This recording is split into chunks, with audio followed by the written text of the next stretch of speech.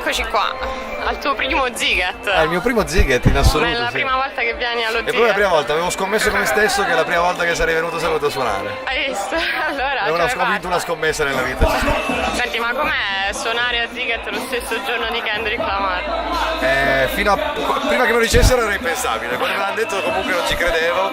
È strano, ecco, non so dirti altro, perché già poter vedere lui così agevolato è una cosa impensabile. Suonare addirittura dopo di lui è proprio una roba che non mi aspettavo, ecco, quindi è tutto molto strano, no? Sono veramente felice. Ma pensi che riuscirai ad andare a vedere qualche altro concerto? Sì, io mi fermo anche domani apposta per vedere anche i Gorillaz. Volevo vedere appunto Storm, sì, ma sono arrivato in ritardo per colpa del traffico di Budapest. No, ne vedrò il più possibile, perché una volta che sei qua devi fare una scorpacciata.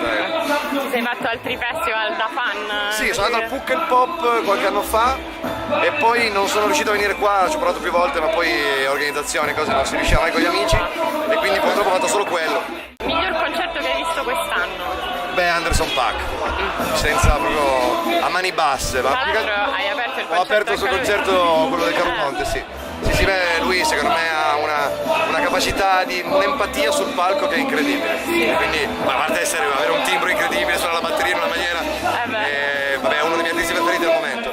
Quindi direi lui. Ma hai avuto modo di parlarci quando gli hai Sì, fortunatamente dopo il concerto ci ha anche scambiato due parole, anche molto alla mano, molto gentile, proprio esattamente come te lo aspetti, perché poi sembra una persona proprio tranquilla e lo è. È vero.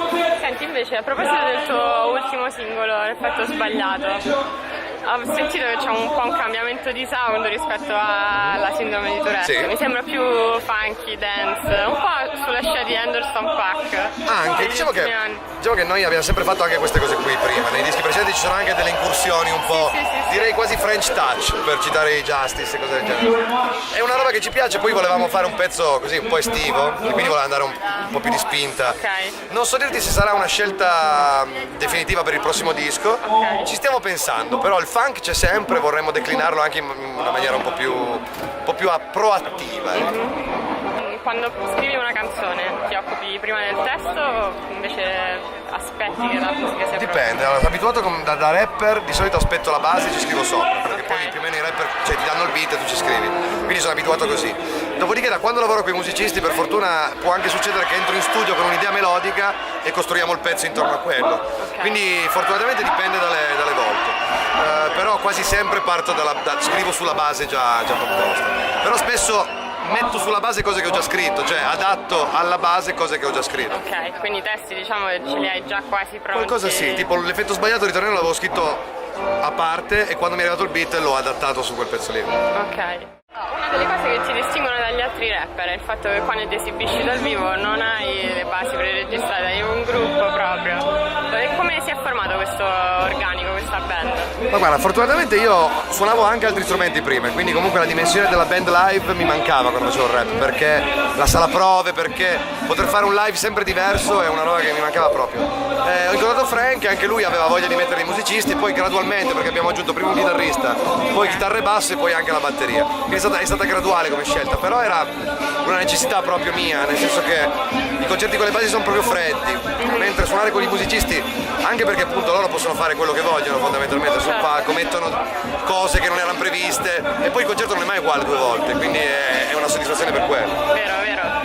Ho visto il tuo concerto a Villada, sono da sentirti. Mi è piaciuto molto il fatto che inserissi delle cover di artisti che tu segui. Ne facciamo molte cover, facciamo molte citazioni, le definirei citazioni, perché poi non sono mai cover vere, le adattiamo sui nostri pezzi. Spezzoni. Però un po' ci divertiamo in sala prove perché magari sai un pezzo ricorda un altro pezzo, allora io mi metto a cazzeggiare in studio e poi live, ma ne facciamo moltissime perché, ma un po' è anche per far capire da dove arriviamo e cosa abbiamo ascoltato, perché poi la gente mi chiede sempre ma tu perché fai questa roba qua?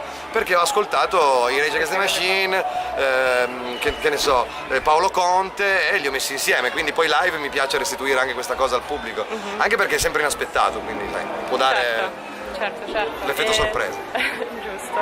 Se mi dovessi dire 3 artisti che ti hanno plasmato artisticamente. Ok, beh direi Damon Albarn, nei suoi progetti ovviamente di gruppo, quindi Blur prima e poi anche le sue robe soliste, compresi i Gorillaz eccetera. Direi sicuramente Biggie, Notorious B.I.G. Perché lo ascoltavo tanto e mi ha insegnato a rappare. E poi per stare sull'Italia non è innegabile che Fabri Fibra nei suoi primi dischi mi abbia decisamente influenzato. Ok. Sono poche, perché poi ti direi anche gli Arctic Monkeys e la scrittura di Alex Turner mi ha tanto influenzato anche lì, quindi ho preso spunto da tutto quello che mi piace, cerco di imparare da tutti. Giusto. E cosa ti aspetti dall'esibizione di stasera? Non lo so, sono curioso di sapere quanta gente non italiana ci sarà sotto il palco.